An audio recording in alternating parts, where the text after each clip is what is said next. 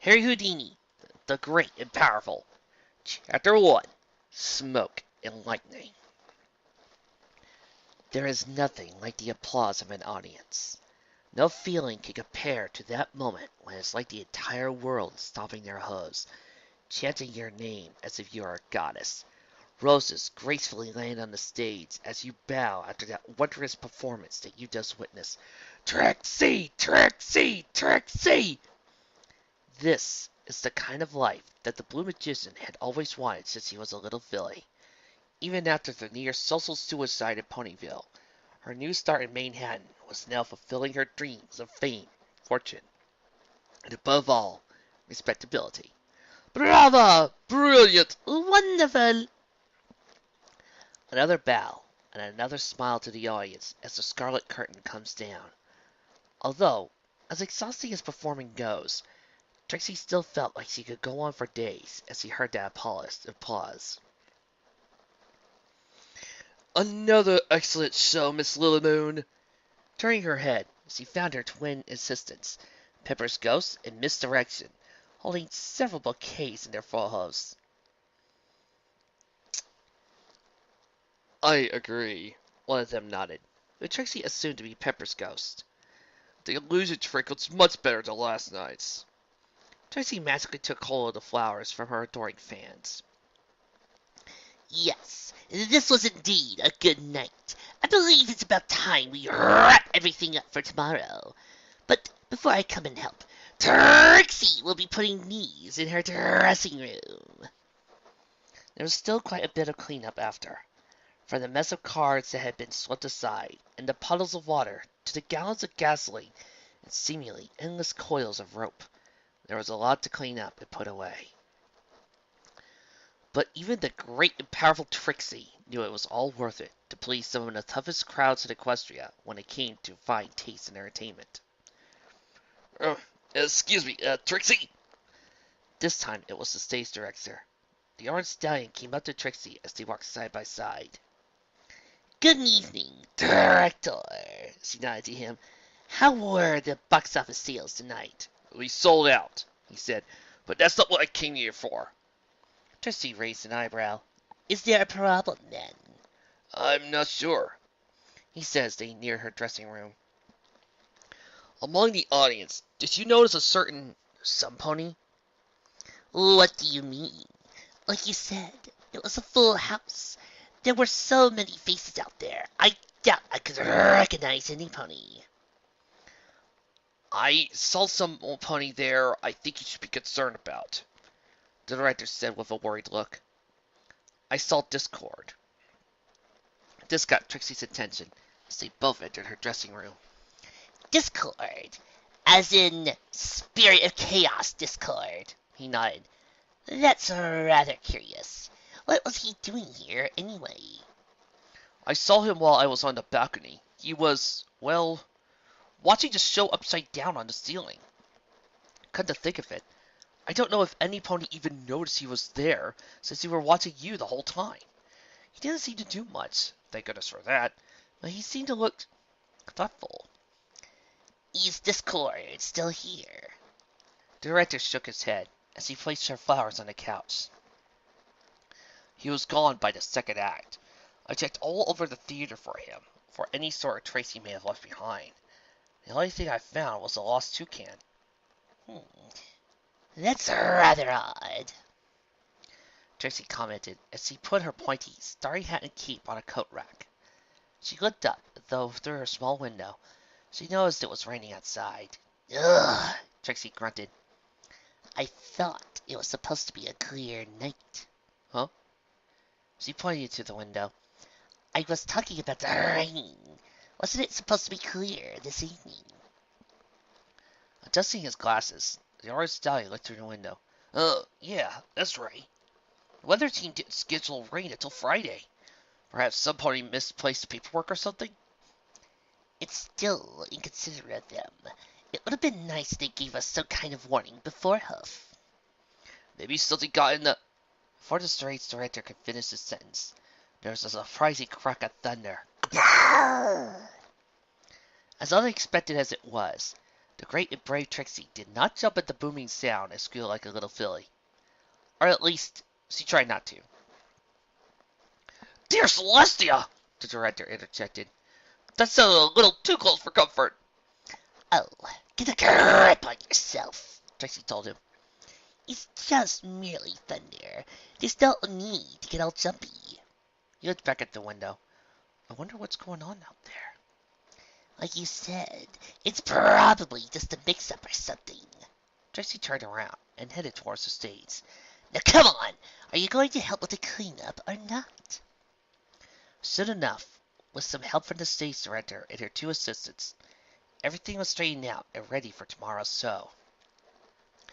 As Trixie and Miss Direction were putting their latest death trap into the corner, the twins spoke up. "Miss Little Moon, would you mind if I ask you something?" "Asking you what?" "Well, it's about these tricks." She said as she saw the table put back in its rightful place. "Don't misunderstand me. I do think these illusions you keep pulling off are impressive. But don't you think that maybe somebody else might come up with something new?" "Like what?" The blue magician raised her eyebrow.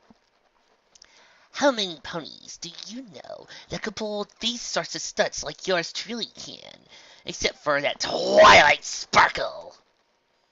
"For what my sister and I know, you're pretty good, at a level above the other magicians in the city. But we know that sooner or later, somebody's going to come along with something better. All I'll say is that eventually you too are going to have to come up with something newer than card tricks and magic rings." "Don't you worry your pretty little head about that." She patted her assistant's mane. "I'm still a much more creative unicorn compared to any pony else in the city. Whatever they do, the Great and Powerful Trixie will do it better. You do not trust your own boss to keep her show's seats packed." "All I'm saying," her assistant said as she started untangling the ropes, "is that you should keep an eye out. You'll never know who or what is going to make our audience expect more." By the time they were ready to call it a night, they stepped outside to find it pouring with rain. It was as if the Pegasi were throwing pools of water down into the city. Trixie's assistants and director called for a cab so they wouldn't be completely wet. She, on the other hand, casted a simple umbrella spell, telling her companions she would be walking home since their apartment was only a few blocks away. Do you think that discord might have brought the storm?" the director asked. Trixie looked up at the dark clouds above. "It's doubtful. Even Trixie has heard about the antics of that creature. And this doesn't seem like something he would do. I mean, a regular storm. You'd think he'd make it rain gumdrops and snow powdered sugar. Perhaps Discord just couldn't resist just seeing a spectacular performance." She looked back at the director. "It's getting late. Have a good night, everybody." They said their goodbyes as Trixie headed off to the streets alone, or walked a few dark alleyways and several dull neighborhoods. But she didn't worry about any potential muggings or other dangers. She'd been hung upside down over a tank of sharks in a straitjacket. Not to mention, she knew quite a few defensive spells and teleportation. Besides, Trixie enjoyed being out in the rain. Despite her hose getting wet, there was something about the sound of it that resembled the applause from her shows. Even the very smell of rain was calming to her. After a few turns and jumps over puddles, the Great and Powerful Trixie walked down the street that had a few shops and dozens of apartments. There was also an empty lot that had nothing but weeds and 3 big buildings that enclosed it. One might think that bringing up such a detail was strange. Some would think she was simply walking home during an unscheduled storm. Perhaps even Trixie would have found anything significant about the lot. It wasn't for the sudden lightning that struck it. The flash was so bright, it temporarily blinded Trixie. The deafening boom that followed afterwards brought her to her knees. It took a few moments for Trixie to recover, but when she did, she saw something unusual. Where once was an empty spot in an unremarkable place in Manehattan, there now stood a lighted, if not smoky, theater. Yes, a theater. Something like the same kind of space that the magician would perform, with all of its electric lights, a red brick facade that held throwing towers that looked out into the darkened streets. At the same time, something about the miraculous theater seemed to be completely off to Trixie. For one thing, the doors were a little too tall for any pony. Same goes for the ticket booth, too. But the biggest thing about it, and what made it all so strange, was the posters and the sign above the theater. Trixie got out to examine the theater that appeared out of nowhere. To get a closer look at the posters that looked like they came out of some caravel. Although each was different, they all showed the same creature with pale, pinkish skin, and a raggedy brown mane, a slender body, and a flattened face that looked like it was done by a child. This thing was thrown in several kinds of restraints, like hoof cuffs, chains, and straitjackets. She even saw one that was where he was inside of a milk can, with padlocks all over the closed lid. Looking up to the lighted side that hung over the theater was the enlarged face of a creature with those piercing eyes, and below were the strange words, "The Great Harry Houdini, Master of Mystery." What's a Houdini? Trixie asked aloud, And more importantly, where did this place come from? The wooden doors of the theater opened, and out stepped a very tall, slender being, standing on its hind legs. The thing was covered in clothing, holding an umbrella in one of its fussy claws. Trixie froze when the creature spotted her. The two of them paused as they each got a good look at each other before the blue unicorn slowly stepped away. Then the creature darted back into the theater, screaming at the top of its lungs, "Boss! Boss! Get out of here! Now!" Quickly deciding that she didn't want to risk running into that thing's boss, she quickly bolted down the street, hoping that she might run into the police somewhere. Not too long after the blue magician made her escape, another slim figure stepped onto the rainy, strainy streets. Chapter 2. The new entertainment in town. The man looked around, completely confused. What? He looked up to one of the main streets. This isn't Broadway. He looked down to another just to make sure before looking upwards. It wasn't this guy here a few hours ago. What is going on? Harry? Another figure walked through the wooden doors, in the middle of putting on her coat and hat. Harry, what is it? Something's wrong. He looked around the street they were on. Bess, is it me, or is the theater on the wrong street? She looked around in surprise. This isn't Broadway. Where are all the lights? Do you see it, boss? One of his assistants asked, peeking his head out the door. Harry turned to walk back into the lit theater. No, I did not see your unicorn, but I could see you somehow moved. How could we have moved, Harry? Bess opened the door for him. And where did we move to exactly? Anthony. He turned to his assistants. How about you run to the corner and find out what street we're on? Sure thing, but what about that thing I saw?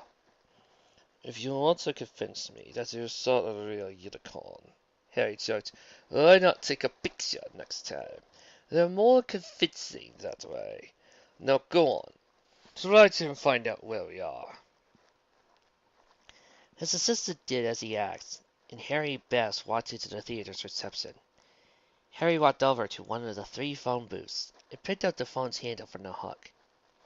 It took a minute to listen before putting it back on the hook, doing the other thing to the other 2 booths.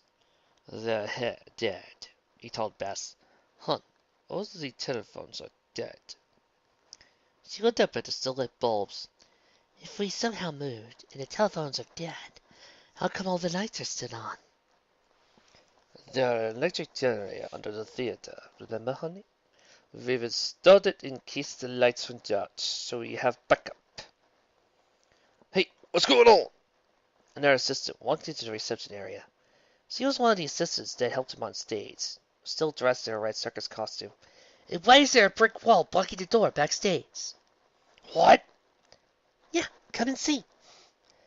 She led them into the heart of the theater, past rows of seats, over the orchestra pit, and through the stage where a crowd of show staff surrounded the area where the back entrance used to be. Harry made his way through the mob to find it exactly as his assistant described. The door was nothing but a smooth brick wall. The magician put his hand on the solid materials. The mortar had long since dried. None of the bricks seemed to be coming loose. He ended up stepping back, scratching his head. All right. Something weird is definitely going on here. Hey, boss! The theater troupe turned to find another of the backstage assistants running up aisles of chairs. Anthony. Harry made his way to the front stage. Have you found out where we are? Actually, I ran into the police in the, Well, spit it out. there. Anthony trailed off, but his inquiry was answered when two small creatures came through the curtains, separating the reception area from the theater. They were both dressed in blue uniforms, and the theater staff all staring at them wide-eyed. Hurry, everybody, the Pegasus said. What's going on? Here? The nearest stallion didn't say a word, as they both stared back at the lanky creatures staring back at them. The unicorn finally broke the awkward silence. Huh, now there's something you don't see every day. The next morning, Trixie levitated the newspaper in front of her as he sat down to have her first cup of coffee. Under unfolding it, she saw that the front page had a picture of the mysterious theater she saw appear last night. There was also a smaller photo of one of the lanky creatures in a suit, crouching down to speak to a group of reporters. Mysterious theater appears at a mysterious door. Manehattan, Equestria. Among all the puzzling events after from last night's storm, perhaps none were as strange as the theater that appeared on the lower end of Fifth Street. The House of Wonder, see above, has somehow materialized during last night's storm. Manehattan police received a tip from a concerned citizen who claimed that she saw the theater appear right after the lightning had struck the mysteriously empty lot as she was on her way home. She says she came running after she saw one of the strange creatures exiting the door of the new theater. The two nearby police colts, binding a swift order, came to the scene to discover the theater and creatures inside. Even after we went in, we heard some pony calling out for help, Law said. We quickly found out it wasn't a pony at all, but this two-legged thing that was on the corner, and it seemed like it was looking for something. When we called out to it, it went back into the theater, so we followed it. Once we went inside, Order added, there was more of them on stage, all confused, as with no idea what had happened. To tell you the truth, they looked like they were more surprised than us were with them. In fact, when I started to use my wings, they were all shocked as I suddenly grew a third wing or something. Then there was this guy, the magician with his face plastered all over the posters, asking if we'd be interested in joining his show. The creatures have identified themselves as human beings. After some talk with the local police, they've been confirmed as posing no danger to anybody, and were escorted to the Silverhorn Hotel where they can rest. Our investigation team was fortunate enough to interview one of these humans, who goes by the name of Harry Houdini, pronounced Houdini, well, see, alright, an illusionist and self-proclaimed escape artist, who was happy to be interviewed by us. I'm still really trying to figure out what has happened, he said. We were trying to clean things up for tomorrow's show when suddenly we heard this really loud crack of thunder over our heads, almost like a cannon going off. Next thing you knew, we were someplace else. All our telephones were cut, there's a brick wall where the area used to be, and now there's a bunch of talking horses around. No offense. See, I've been doing magic alongside freak shows for years, but it takes this to a whole new level for us. Even my wife is still coming to terms with this place. According to Houdini, he has never heard of Manehattan or even Equestria, nor has he encountered any Pegasi or unicorns except in fairy tales. He claims that his wife, Bess Houdini, and his theater troupe are from a country called the United States of America. Heck yeah. Police released a statement saying that they will get into contact with the princesses in order to help return the theater troupe to their home. When we told Harry Houdini about this, he also asked what he had planned to do during his asylum in Manhattan. And he said, we're going to do what we've been doing all over our country and Europe. We're going to entertain the folks in the city. And trust me, I'm the best at my craft. No one can outdo the great Houdini. When he asked his plans to advertise the show, he smiled and he said we would have to wait and see. No one can outdo the great Houdini, Trixie thought as he put the paper down on the table. Now she was curious. A slender creature, a fellow magician from someplace else, claims himself to be the best at what he does. She looked at the photo of Harry again. How can he be the best magician? He doesn't even have a horn. Trixie took another moment with her coffee. And whoever and whatever he is, I don't believe I have anything to worry about this Houdini. Chapter 3. The Great Prison Escape. So, Mr. Hudson, Trixie said while lifting her hat, revealing a signed 3 of spades, is this your card? Her assistant nodded as he peeked down at her stopwatch. 5 seconds. I think you've beaten my record by a full second. She smiled and placed the card on the table. Sleight of hoof isn't too difficult once you learn it. It's even easier if you're a unicorn. I know. Her assistant picked up the cards that were on the stage floor. So, what do you think about this new magician in town? What? The lanky creature. What was his name? Houdini? Feathers Ghost asked, putting the linking rings around her neck. What about him?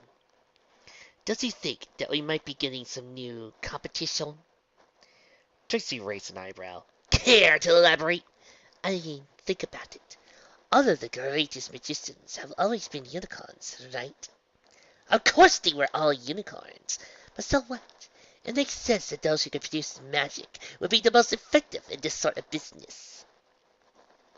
But that's just it, Director pointed out. We don't even know about this Hugh Mole, if I'm saying it right, is capable of. He and his troupe are a new species altogether. For all we know, this Houdini could walk through walls. The blue unicorn laughed. Ha ha ha! Oh, come now. Do you know how ridiculous that sounds? How could something like that do anything better than a great and powerful Trixie? With my magic, I could teleport, escape to straight jackets, and get out of seemingly dire situations. The thing looks nothing more than a stretched monkey that left most of its fur back home. Her assistant nodded. I suppose that sounds reasonable. Excuse me, Miss Malone. The 3 ponies on the stage turned toward the new voice, a stallion wearing a reporter's cap.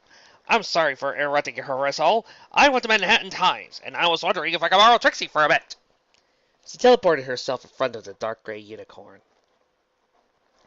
And why, may the great and powerful Trixie ask, would you need her at this time of day? Do you need another interview? He shook his head. Actually, I was hoping to ask you if you could go with me to the prison for a while. Prison? The magician was taken aback. Why would he need Trixie's assistance with a prison? Look, I know it sounds weird, even to me, the stallion admitted, but that human being guy is asking for every talented illusionist to come down to that place to show what he can do. I'm still not entirely sure exactly what he's planning to do there. She hummed and thought, turning to her assistants and telling them to take a break until she got back from the demonstration. One taxi ride later, the 2 unicorns pulled up to the Manehattan Pine Ridge Penitentiary, a fortress of concrete, brick, and barbed wire for the city's most dangerous criminals. The pair walked through the gate and rows of security before finally reaching the front office, where Trixie found a human from the newspaper, kneeling down to speak to an officer behind the office's glass. The creature was surrounded by reporters, and a few distance that Trixie realized as some of her competitors. Listen! The stern pony said behind the glass. I'm not going to lock somebody or something up for no reason. We only put criminals that have committed a crime in there, Mr. Houdini. The creature folded his arms. Are you saying that you are not confident that your prison can hold me? Trixie pushed her way to get a better look at the giant. Its mane was a little shorter than the usual stallion's, but she could see that it was some gray hairs. The nose was nearly as long and pointy as a crow's beak, yet what caught most of her attention were the thing's eyes that seemed to pierce through steel. To top it all off, she noticed the clothing it wore. A clean black suit, a tall white collar that seemed tailoring for a rich pony. The officer raised an eyebrow. Are you serious, sir? I don't know where you came from, but here in Manhattan, we put our crooks behind concrete cells with walls as thick as your body. The doors are barred windows made of enchanted steel that not even unicorns could cut through. The locks on the doors can only be opened from outside with a special key, and they are fire, water, and magic-proofed. If a pony is behaving badly, we also put them in magic-resistant chains. So really, not even if you could get out, even if you tried. Houdini tilted his head to the side. Is that a challenge? All right. He reached into his coat pocket and pulled out a golden pocket watch attached to its silver chain. How about I post bed and make a bet with you? This here is my mother's watch. It still works. It's encased with real gold, and the fob chain is made with real silver. If I can't get out of his prison within an hour, the watch is all yours. He put the timepiece near the solid window's hole. Or, how about letting everyone in the city know that its police aren't confident enough in their prison's defenses to put a felon from another world behind bars, even when asked? There were murmurs from all around the reporters and magicians alike. What in Equestria is he up to? The officer behind the glass took the watch and opened it. He looked back up to the human. Are you absolutely sure about this? He nodded. The stallion sighed and told him to follow him through a door, leading into another room that was crowded with reporters and magicians. The officer asking the giant to crouch down so he could put the handcuffs on him. When he looked at cuffs around his wrists, Houdini snickered. Really? Just one pair. Come on, put on another. The officer's face was twisted in confusion, but he grabbed another pair and locked them on the creature's arms. How about one more, just to be sure? Sir, Great Stallion said. you already got two on. I'll tell you beginning out, but if you insist. He put a third pair on him, but Houdini wasn't satisfied. Aren't you going to put through chains and padlocks on me? At this point, the officer was starting to get annoyed. Look, I don't know what you're trying to prove here, but at this point, I'm certain you're never going to be getting out of those.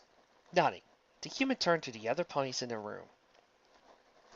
Would the magicians here check to see if these are real cuffs? One by one, the city's illusionists examined each cuff that was placed on him. Some, including Trixie, inspected the cuffs with their horns. Sure enough, they were very real and very magic-proof. Once all that was done, Houdini asked him if there was any way at this point he could get out of them. All of them, including the reporters, concluded it was next to impossible. The officer then proceeded to check the magician's pockets, shoes, and even hair to make sure he didn't have anything on him that would allow him to escape. He even asked to check the inside of Houdini's mouth, who happily obliged.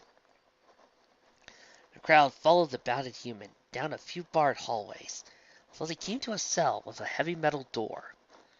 Trixie got a good look at the cell to find everything the officer had described, fully concrete with a barred window and door.